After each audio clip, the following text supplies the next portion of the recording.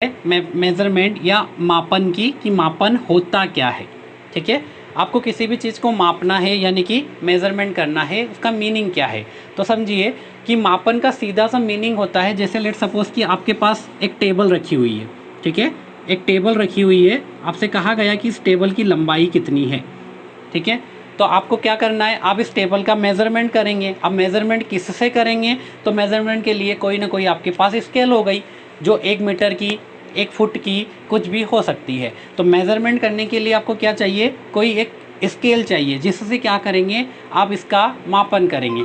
तो मेज़रमेंट का सीधा सा मतलब क्या हो गया कि किसी भी वस्तु का जिसका मेज़रमेंट करना है या जिसका मापन करना है, उसका एक दिए गए स्टैंडर्ड से, ठीक है, कुछ एक स्टैंडर्ड होगा मापक, ठीक है, उस स्टैंडर्ड से तुलना करना। ठीक है, क्या करना, स्टैंडर्ड से तुलना करना।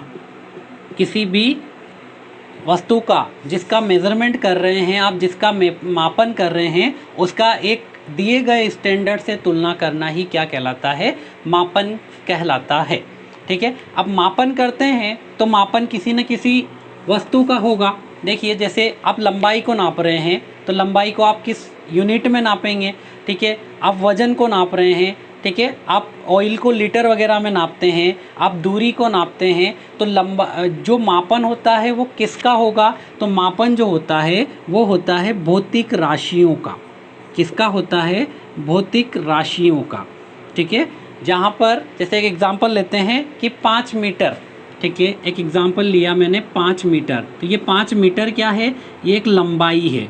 ठीक है, क्या है, एक लंबाई है, मतलब कि आप जिस राशि का भी मेज़रमेंट कर रहे हैं वो क्या है, वो एक लंबाई है। तो भौतिक राशियाँ किसे कहा जाएगा, भौतिक राशियाँ ऐसी राशियों को कहा जाता है जिनका मापन यथार्थतापूर्वक या जिनका मापन किया जा सके। ठीक है, जैसे मैंने बोला लंबाई, तो आप बोल सकते हैं कि हाँ, लंबाई का मापन आप कर सकते हैं, 5 metre, 10 metre, 15 metre, 1 kilometre, XYZ, बहुत सारे तरीके से आप मेज़र कर सकते हैं। अगर मैं टाइम के रेस्पेक्ट में बात करूँ तो आप कहेंगे 1 घंटा, 1 मिनट, 1 सेकेंड। ठीक है, अगर मैं वज़न के रेस्पेक्ट में बात करूँ, द्रव्यमान के रेस्पेक्ट में, तो भी आप कह सकते हैं 1 किलोग्राम, 1 ग्राम, ठीक है, 1 पाउंड। इस तरीके से आप वज़न का भी उपयोग कर सकते हैं। अगर मैं करंट नापने की बात करूं, करंट का मेज़रमेंट करूं, तो करंट को भी आप एम्पियर में मेज़रमेंट कर सकते हैं। अगर आप टेम्परेचर नापते हैं तो टेम्परेचर को भी आप किस में मेज़र करते हैं, केल्विन में या डिग्री सेल्सियस में मेज़रमेंट कर सकते हैं। ठीक है, अब अगर पदार्थ की मात्रा, ठीक है, जो केमिस्ट्री में आप यूज़ करते हैं, पदार्थ की मात्रा, उसका मेज़रमेंट करते हैं, तो वो भी आप मोल में मापते हैं।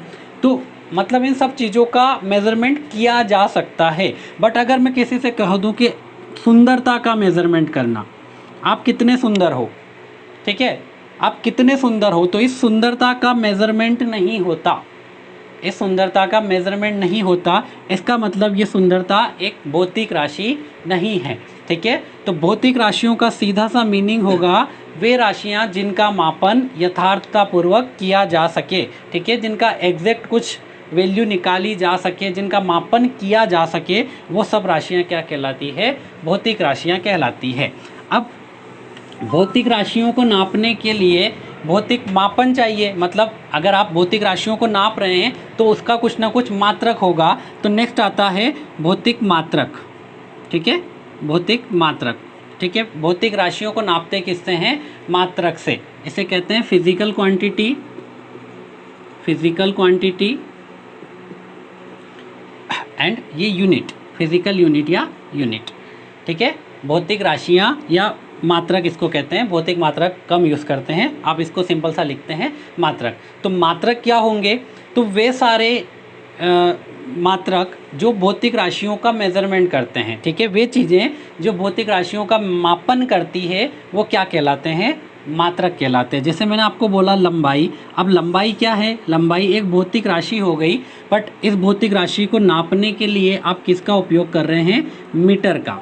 ठीक है, लंबाई एक भौतिक राशि हो गई और इसको नापने के लिए आप किसका उपयोग कर रहे हैं, मीटर का। तो ये मीटर आपका क्या हो जाएगा, आप इस भौतिक राशि का मात्रक हो जाएगा। जैसे दूसरा लिया द्रव्यमान। अब द्रव्यमान क्या है, ये तो एक भौतिक राशि हो गई, फिजिकल क्वांटिटी हो गई, बट इस फिजिकल क्वांटिटी को मेज़र करने के लिए आप क्या यूज़ करते हैं, केजी, किलोग्राम। ठीक है, तो ये केजी क्या हो जाएगा, इसका मात्रक हो जाएगा। आगे देखते हैं भौतिक राशियों के प्रकार। अभी अपन ने बात करी भौतिक राशियाँ क्या होती है एंड उनके मात्रक क्या होते हैं। ठीक है, अब भौतिक राशियों के प्रकार देखते हैं। तो जनरली भौतिक राशियाँ दो प्रकार की होती है, एक होती है अदिश राशि, ठीक है, और एक होती है सदिश राशि। ठीक है, जैसे इंग्लिश में कहते हैं स्केलर क्वांटिटी और second one is vector quantity. ठीक है, एक क्वांटिटी स्केलर होती है, दूसरी क्वांटिटी वेक्टर होती है। अब स्केलर क्वांटिटी क्या होती है और वेक्टर क्वांटिटी क्या होती है, इसके बारे में बात करते हैं। ठीक है, देखिए अगर मैंने आपसे बोला कि 5 मीटर ये क्या है, तो आप कहेंगे ये एक दूरी है या डिस्टेंस है। ठीक है, 5 मीटर क्या है, एक दूरी है। ठीक है, अगर मैंने बोला 1 किलोमीटर, ये भी एक दूरी आ गई। अगर आपसे बोला गया 1 किलोग्राम, तो ये भी क्या है, एक द्रव्यमान है। ठीक है, तो ऐसी सारी चीज़ें जिनको रिप्रेजेंट करने के लिए केवल मैग्नीट्यूड चाहिए। क्या चाहिए, केवल मैग्नीट्यूड। ठीक है, ओनली या केवल परिमाण की आवश्यकता होती है। ऐसी भौतिक राशियाँ जिन्हें रिप्रेजेंट या प्रदर्शित करने के लिए केवल परिमाण की आवश्यकता होती है, दिशा की ज़रूरत ना हो, तो ऐसी राशियों को स्केलर क्वांटिटी कहा जाता है। जैसे एग्जांपल बोला कि दूरी। अब दूरी क्या है, आपको बोला सिंपल कि 5 मीटर या 5 किलोमीटर। अब यहाँ पर कहीं भी दिशा का जिक्र नहीं हो रहा है। ठीक है, तो ये क्या हो जाएगा, दूरी जो है ये क्या हो जाएगी, एक अदिश राशि हो जाएगी। मैंने बोला 5 मिनट। ठीक है, तो 5 मिनट क्या है, यहाँ कहीं भी दिशा का जिक्र नहीं है, क्या है, जस्ट एक राशि है मिनट, और इसका मात्रक क्या बन गया, मिनट। तो इसमें कहीं भी दिशा की ज़रूरत नहीं है और केवल आपको क्वांटिटी दर्शा रहा है, परिमाण, मात्रा। तो ऐसी राशियों को क्या कहा जाता है, सदिश राशि, अदिश राशियाँ। ओके, अब सदिश राशि क्या होती है कि वह राशियाँ जिसमें दिशा के साथ साथ परिमाण के साथ दिशा की भी आवश्यकता हो, परिमाण के साथ दिशा की भी आवश्यकता हो। ठीक है, ऐसी राशियाँ जिन्हें रिप्रेजेंट करने के लिए मैग्नीट्यूड के साथ साथ डायरेक्शन की भी ज़रूरत हो, दिशा की भी ज़रूरत हो, तो ऐसी राशियों को सदिश राशि कहा जाता है। जैसे एग्जांपल लेते हैं, मैंने एक एग्जांपल लिया विस्थापन का। अब आपको पता है विस्थापन होता क्या है, तो विस्थापन क्या होता है, दो बिंदुओं के बीच की न्यूनतम दूरी। ठीक है, ये बिंदु ए था, ये बिंदु बी था, तो दो बिंदुओं के बीच की न्यूनतम दूरी को विस्थापन कहते हैं। ठीक है, तो अगर किसी को विस्थापन के बारे में बताना है तो आपको उसको दिशा बताना बहुत ज़रूरी होगा। आपको बोलना है कि ए से बी जाना है, सबसे छोटे रास्ते से जाना है। तो छोटे रास्ते से कब जाना होगा, जब आप उसे बोलोगे कि आप टूवर्ड्स नॉर्थ जाओ, साउथ जाओ, ईस्ट जाओ, वेस्ट जाओ, चारों दिशाओं में से आप उसे कुछ दिशा बताएंगे, तभी वो सबसे छोटे रास्ते के पास जा पाएगा। अदरवाइज़ उसके पास जाने के लिए बहुत सारे रास्ते हैं, तो वो सारे रास्तों से जाएगा तो क्या होगा, वो कुछ ना कुछ दूरी होगी, बट ये जो सबसे छोटा रास्ता होगा ये क्या कहलाएगा, ये विस्थापन कहलाएगा। मतलब अगर परिमाण जैसे 5 मीटर था सपोज, तो 5 मीटर तो परिमाण तो है ही, साथ में क्या आया, विस्थापन भी। ठीक है, यानी कि मैग्नीट्यूड के साथ साथ अगर डिस्प्लेसमेंट भी शो, डायरेक्शन भी शो करना पड़े, तो वो क्या होती है, सदिश राशि। आगे देखते हैं, राशियों को दो भागों में बांटा गया है। एक होती है मूल राशियाँ, ठीक है, स्केलर वेक्टर तो उसके प्रकार हो गए, पर इन जो भी राशियाँ होती हैं इन सबको दो पार्ट में डिवाइड किया गया है। तो राशियाँ दो प्रकार की है तो उनके मात्रक भी दो प्रकार के हो जाएंगे। ठीक है, एक होती है मूल राशियाँ और एक होती है व्युत्पन्न राशियाँ। मूल राशियाँ और व्युत्पन्न राशियाँ। ठीक है, मूल यानी कि फंडामेंटल क्वांटिटी या फंडामेंटल, और व्युत्पन्न यानी कि derived quantity. Derived quantity, fundamental quantity और डेराइव्ड क्वांटिटी, ये दो प्रकार की आपके पास राशियों को आप विभाजित करते हैं। अब देखिए, समझते हैं कि मूल राशियाँ क्या होती है और व्युत्पन्न राशियाँ क्या होती है। ठीक है, आपको नाम से कुछ चीज़ें क्लियर हो रही होगी। मूल मतलब जिनका किसी से कोई संबंध नहीं है, जो स्वतंत्र होती है अपने आप में। तो ऐसी राशियाँ जो मूल रूप से स्वतंत्र होती है उन्हें मूल राशियाँ कहते हैं। ठीक है, ऐसी क्वांटिटीज़ जो किसी और पर डिपेंड नहीं करती, such type of quantity which not depend on other quantity, it's called fundamental quantities. ठीक है, और व्युत्पन्न राशियाँ, देखो व्युत्पन्न का अगर संधि विच्छेद करते तो उसके ऊपर आपको समझ में आ जाएगा कि किसी से उत्पन्न हो रही है। तो जो व्युत्पन्न राशियाँ, ऐसी राशियाँ जो मूल राशियों से उत्पन्न होती है उन्हें कहा जाता है व्युत्पन्न राशियाँ। एक एग्जाम्पल समझते हैं। ठीक है, जैसे मैंने लिया लंबाई। अब लंबाई क्या है, किसी पर डिपेंड नहीं कर रही है, तो ये क्या है, मूल राशि। लंबाई क्या है, मूल राशि। बट अगर मैं एक एग्जाम्पल लेता हूँ बल, फोर्स का, तो फोर्स क्या होता है, फोर्स होता है मास इंटू एक्सेलरेशन, द्रव्यमान इंटू त्वरण। ठीक है, इसकी यूनिट क्या है, किलोग्राम, इसकी यूनिट क्या होती है, मीटर पर सेकंड स्क्वायर। तो जो फोर्स है, जो बल है, वो किससे मिलकर बना है, किलोग्राम, मीटर और सेकंड। मतलब दो या दो से अधिक, या फिर आप बोल सकते हैं कि बहुत सारी किससे मिलकर बन रहा है, मूल राशियों से मिलकर बन रहा है। तो ऐसी राशियाँ जो मूल राशियों से बनती है उन्हें व्युत्पन्न राशियाँ कहते हैं, और ऐसी राशियाँ जो स्वतंत्र होती है, किसी से निर्मित नहीं होती, उन्हें मूल राशियाँ कहा जाता है। ये मूल राशियाँ जो है, इनकी टोटल संख्या होती है 7। मूल राशियों की संख्या 7 होती है। साथ में 2 राशियाँ और होती है जिन्हें संपूरक कहा जाता है। ठीक है, संपूरक क्वांटिटी या संपूरक मात्रक कहा जाता है। अब ये 7 क्वांटिटी कौन कौन सी होती है, देखिए इनको देखते हैं अपन वन बाय वन। ठीक है, सबसे पहली क्वांटिटी होती है लंबाई। सबसे पहली मूल मात्रक, मूल राशि या फंडामेंटल क्वांटिटीज जो है होती है लंबाई, लेंथ, और इसका मात्रक जो होगा वो होगा मीटर। ठीक है, यहाँ पर फिजिकल क्वांटिटी को रिप्रेजेंट करेंगे। एक टेबल बना लीजिए छोटी सी। ये क्वांटिटी हो गई, ये इसका यूनिट हो जाएगी मात्रक, और इसका सिंबल। ठीक है, कि उस क्वांटिटी का सिंबल क्या होगा। तो पहले अपन ने बात करी लंबाई की। लंबाई को किस में नापते हैं, मीटर में, और इसका सिंबल होता है स्मॉल एम। ठीक है, दूसरी राशि होती है आपके सामने द्रव्यमान। सॉरी द्रव्यमान। द्रव्यमान को किस में नापते हैं, किलोग्राम में। द्रव्यमान को आप मेजर में किस में करते हैं, किलोग्राम में, और इसको जो रिप्रेजेंट करते हैं, सिंबल जो होता है वो केजी लिखते हैं। थर्ड है समय या टाइम, समय या टाइम। द्रव्यमान को मास कहा जाता है। ठीक है, लंबाई को लेंथ कहते हैं। टाइम को सेकंड्स में मेज़र करते हैं और इसको एस लिखा जाता है। चौथी क्वांटिटी होती है टेम्परेचर। टेम्परेचर या ताप। ठीक है, इसे केल्विन में मेज़र किया जाता है। ठीक है, और इसे के के द्वारा रिप्रेजेंट किया जाता है, कैपिटल के। ठीक है, पांचवी क्वांटिटी होती है ल्यूमिनस इंटेंसिटी। ल्यूमिनस इंटेंसिटी, ज्योति तीव्रता जिसे आप कहते हैं हिंदी में, ज्योति तीव्रता। ठीक है, इसका जो यूनिट होती है ये होती है कैंडेला। कैंडेला, और इसे लिखा जाता है CD। कैंडेला, इसे लिखते हैं CD। छठी क्वांटिटी होती है करंट या विद्युत धारा। करंट या विद्युत धारा। ठीक है, इसे नापते हैं एम्पियर में।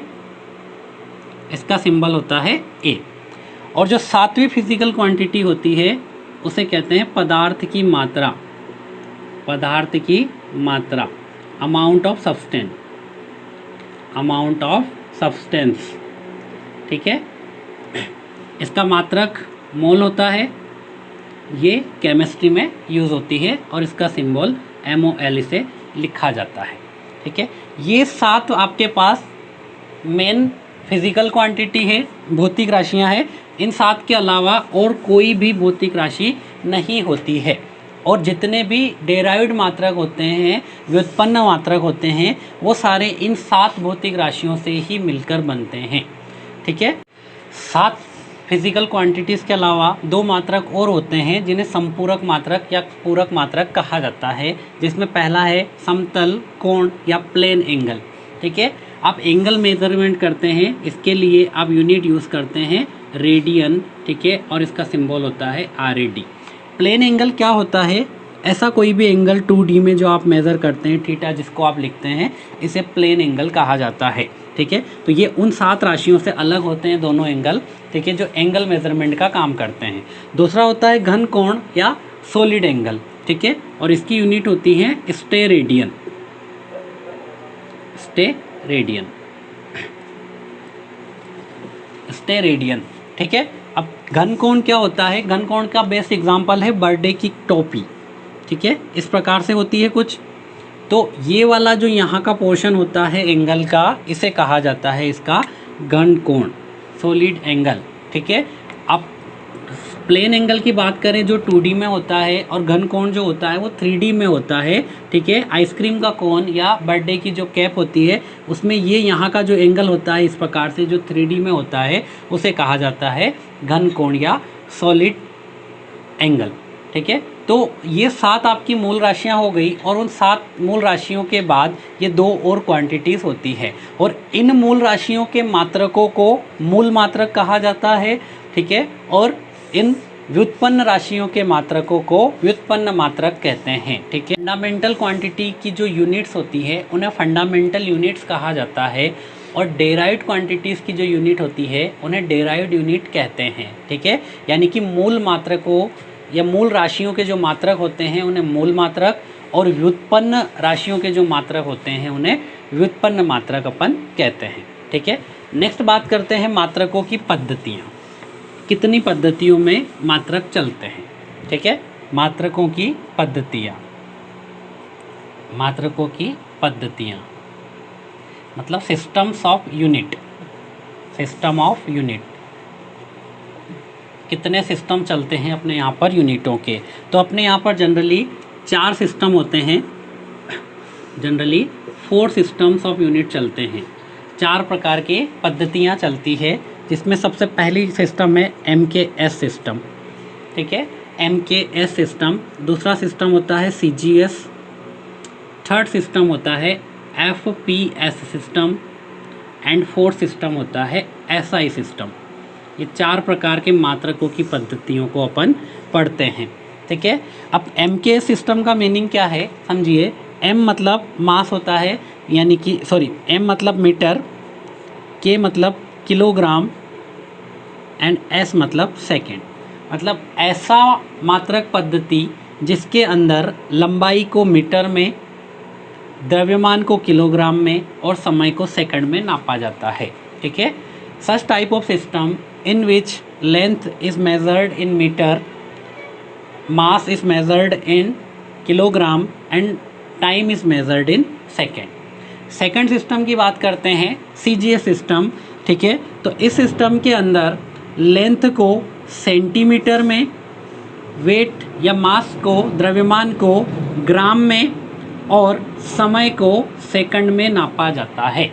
ठीक है, लंबाई को सेंटीमीटर में, लेंथ को सेंटीमीटर में, मास को ग्राम में, और टाइम को, समय को सेकंड में नापा जाता है। तो ऐसे सिस्टम को कहा जाता है CGS सिस्टम। थर्ड सिस्टम होता है फुट, पाउंड और सेकंड। ठीक है, फुट, पाउंड और सेकंड, यानी कि लंबाई को फुट में, वजन को पाउंड में, और समय को सेकंड में नापा जाता है। ठीक है, तो ऐसा सिस्टम जिसमें लेंथ को किस में नापते हैं? फुट में। एक फुट का मतलब आप जानते हो 30 सेंटीमीटर अप्रोक्स होता है एक फुट। एक पाउंड वजन कभी पूछा जाता है तो 1 पाउंड वजन का अप्रोक्सीमेटली वजन होता है 453.52 ग्राम, 453.52 ग्राम एक पाउंड। और ये पाउंड जो वजन है, आप केक लाते हो, बर्थडे केक में यही पाउंड होता है। आप 1 पाउंड का जो केक लाते हो उसका वजन 453 ग्राम होता है। ठीक है, 53.52 ग्राम। ठीक है, एग्जैक्ट यही वजन होता है। तो FPS सिस्टम में लेंथ को, लंबाई को फुट में नापा जाता है। ठीक है, जो वजन होता है आपका द्रव्यमान मास उसे पाउंड में और समय को सेकंड में नापते हैं। फोर्थ सिस्टम होता है एसआई सिस्टम।